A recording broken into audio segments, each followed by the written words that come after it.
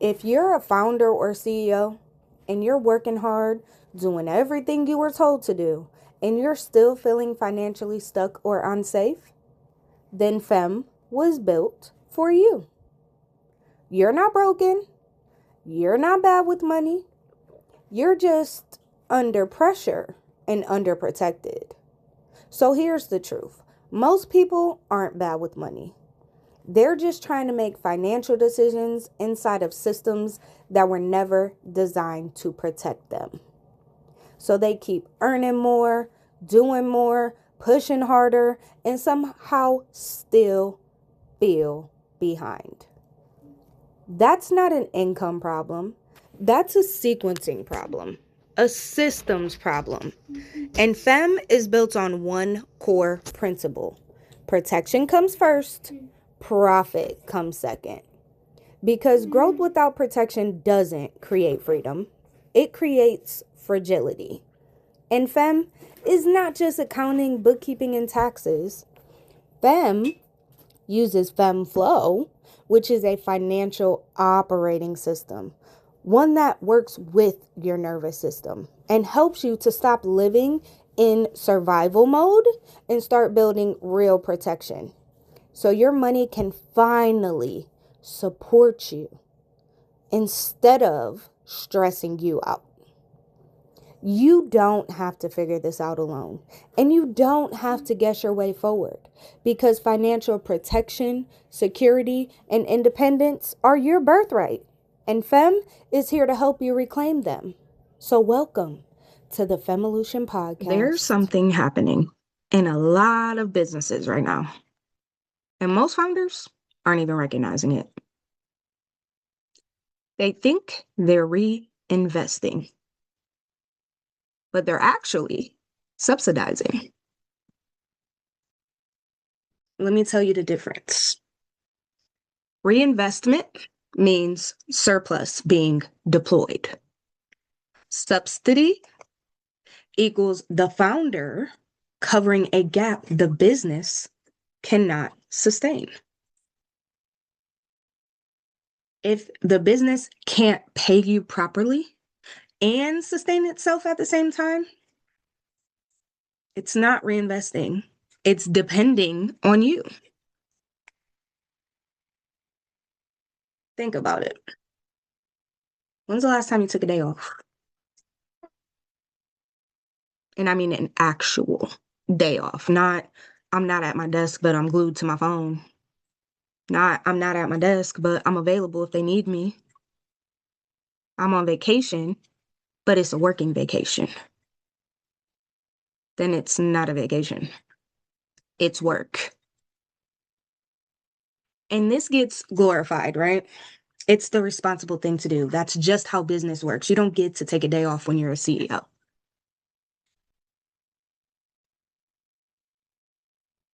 Why is that your belief? Why do you feel that that is the only way to run a business and to make it successful? Is that because it's what you truly believe? Or is that because that's what you were told? And because everybody else is doing it and you're doing it, it must be the proper way to run a business, right? What's it costing you? What have you missed? What have you been unable to be present for because you're too busy subsidizing your business? And this doesn't have to be with money, okay? Your business could be fine financially. But what about operationally? Can you truly take 48 hours off of work without checking for emails to see what's going on there, without checking in to make sure everything's going okay? And if you can do that, let me ask you this. Do you feel guilty when you do? Do you feel like you're abandoning your business? You're letting your clients down because you're unavailable. You're letting your team down because they can't reach you. See, you can subsidize a business in many ways, right? You can subsidize it with your time, your energy, your focus. It doesn't all have to be about money.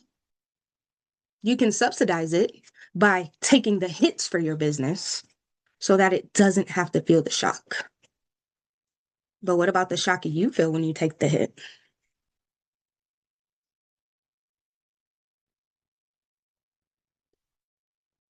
If you're taking on the stress of your business when you're supposed to be stepping away, that's subsidizing. When you're overcompensating and always working past your defined end time every day, that's subsidizing.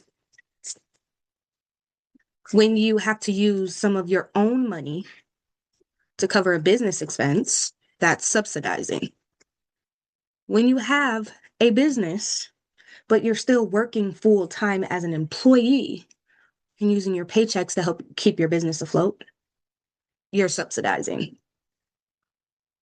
Why are you working if you own a business? You should not be a W-2 employee unless it's inside your own business if you own one. And a lot of you might not agree with this, and that's okay. I don't want you to agree. I just want you to ask yourself the questions. Did I start my business so I could have something else to dump my money into? Or did I start my business because I wanted to control the hours I worked? I wanted to control how much money I made. I wanted to make my life better and more flexible. There's a way to do it. And it's not just, oh, you have to commit and be all in, right? That's the surface level answer. Because if you commit and you're all in on your business, where are you? Where are your needs being met? Where's the priority on what you need, how you feel, the stress you're under?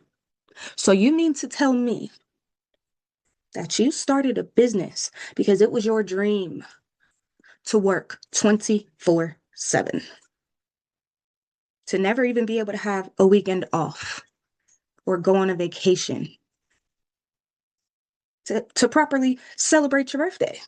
Yeah, we're going to go there because it's April, right?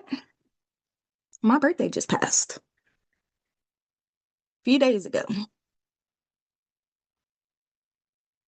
Do you think I was checking in on my business during my birthday weekend? Do you think I don't take weekends off?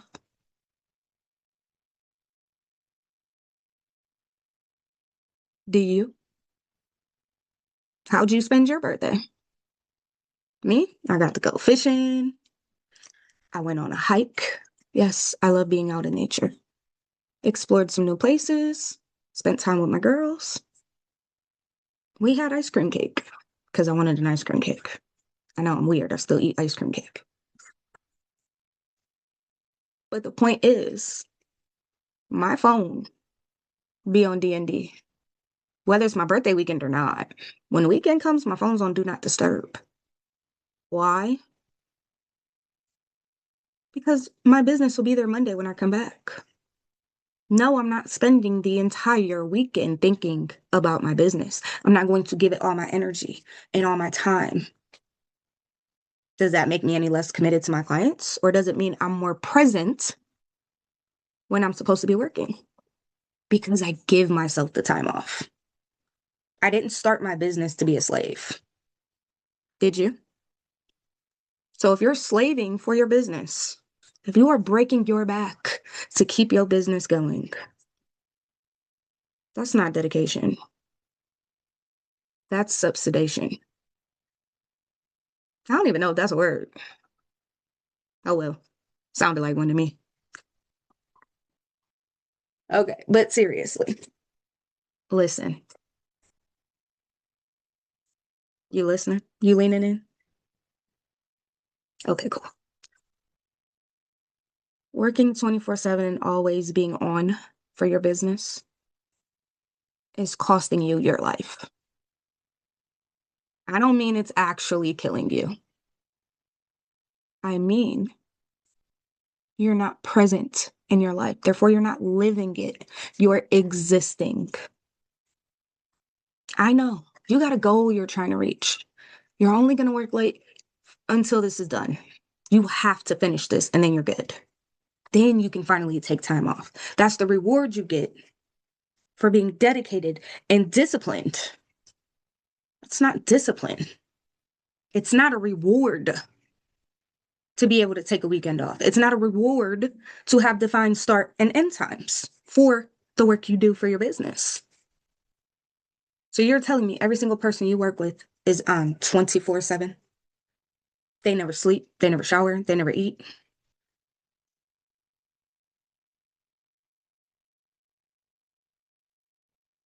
Oh, okay. I was just making sure. So, sleeping, showering, and eating,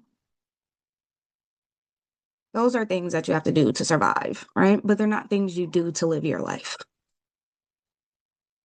Being present outside of your business is just as important as being present in it, without a doubt. Maybe you can't relax because you don't feel like your business is protected. You know, there's a system for that, right? So let me ask you a question. What's your FPI? Do you know? You're probably like, what the hell is FPI? It's called the FemFlow Protection Index. It is a number, okay? It's not a score, it's not a grade. Well, technically it's a score, but it's not a grade. It's a signal.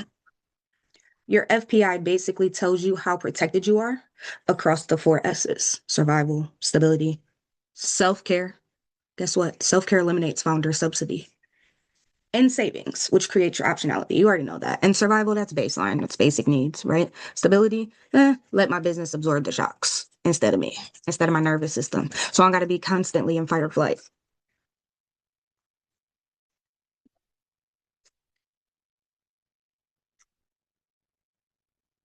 Sorry, my daughter came in.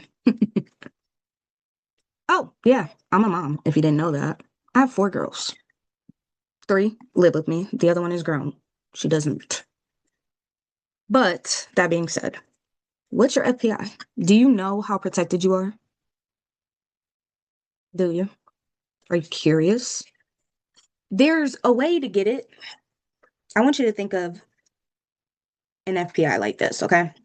Your FICO. We all know what a FICO is. Your FICO tells you how much you're allowed to borrow, how worthy you are of receiving assistance or resources that extend what you already have, correct? But your FPI doesn't ask that. It asks how protected are you? Do you know how protected you are? There's a way to find out. Honestly, you could take the self-assessment. Matter of fact, I'm gonna put the link below this video. I want you to go take the FemFlow self-assessment, okay? I want you to go take it. And then I want to know your score. Let's talk about it. Because that's where we're going to go next. We're going to talk more about the FPI.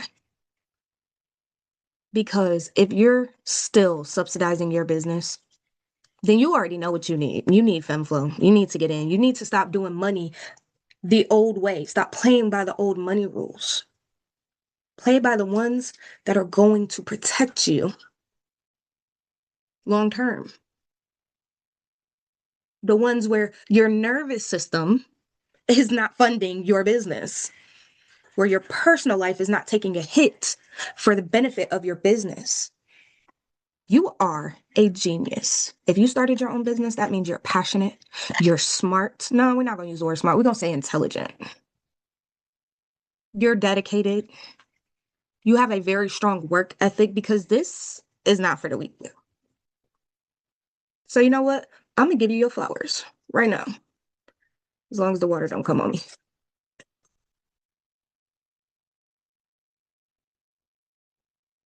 To every single business owner who's out here giving their business their all, this flower is for you. It's for you. You deserve it. But you know what else you deserve? More than a flower? You deserve peace. You deserve to stop being the sweat equity that your business thrives off of. We're going to get you there, okay? But next week, we're going to talk about this FPI. Because, yes, there's more to it. But before we do that, before I even end this episode, yeah, I had to gather myself. Do me a favor and think about this.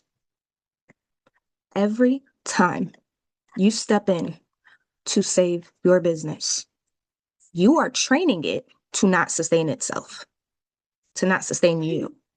You're treating it, or you're training it to deplete you. That's not leading a business. That's rescuing one. You basically just became a slave for your business. And I'm pretty sure that slavery is gone, at least in the US, for the most part, I guess. But you know what? I think, honestly, I'm going to say it. I'm going to say it. I ain't even about to censor myself. 99% of Americans are slaves. They're either a slave to their own business, they're a slave to someone else's business, or they're a slave to money. It's time to end the slavery. That's why FemFlow exists. Financial freedom, freedom in general, right? It is possible. And it's possible to get there without killing yourself. Freedom isn't a reward, it's a right. So I'm going to drop the link. I want you to take your FemFlow self-assessment, okay? I want you to take it. And I want you to really be honest when you answer those questions and share your results with me, okay? And you know what? I'm going to be honest. Because the FPI exists, so you have your individual F scores. We're going to talk about that next week. I'm going to tell you what my primary focus is right now, because some of y'all might be shocked. You want to know what it is? Stability. You remember episode 13 last week? What is stability? It's your system's ability to sustain shocks, right? Not you, the founder. Not you. Not your nervous system. Your business. Let your business take the hit. Because it can. Right? But okay, next week we're going to talk about that. But for this week, I want you to think about the things that I asked you. Okay? I don't want you to be stuck in the hero trap, thinking you have to save your business and you're the only one that can get it across the finish line and everything else can wait and you'll live your life when you're done building the next thing. Because that's not how you live your life, okay? You're lending to a system that may never repay you if you don't learn to separate yourself from it, if you don't learn to train it to support you. You should not be the one supporting your business. Your business should be the one supporting you. For real. So next week, we're going to talk about the FPI. We're gonna go a little deeper, but for this next week, I want y'all to take the assessment. And feel free to share your scores. You don't have to do it publicly. You can find me on YouTube, Instagram, LinkedIn, Facebook, TikTok even. Yeah, I'm on TikTok now. Just find me, send me a message. We can talk about it. We can talk about how to get you from where you are right now to where you want to be without sacrificing yourself in the process. You ain't got to do it alone.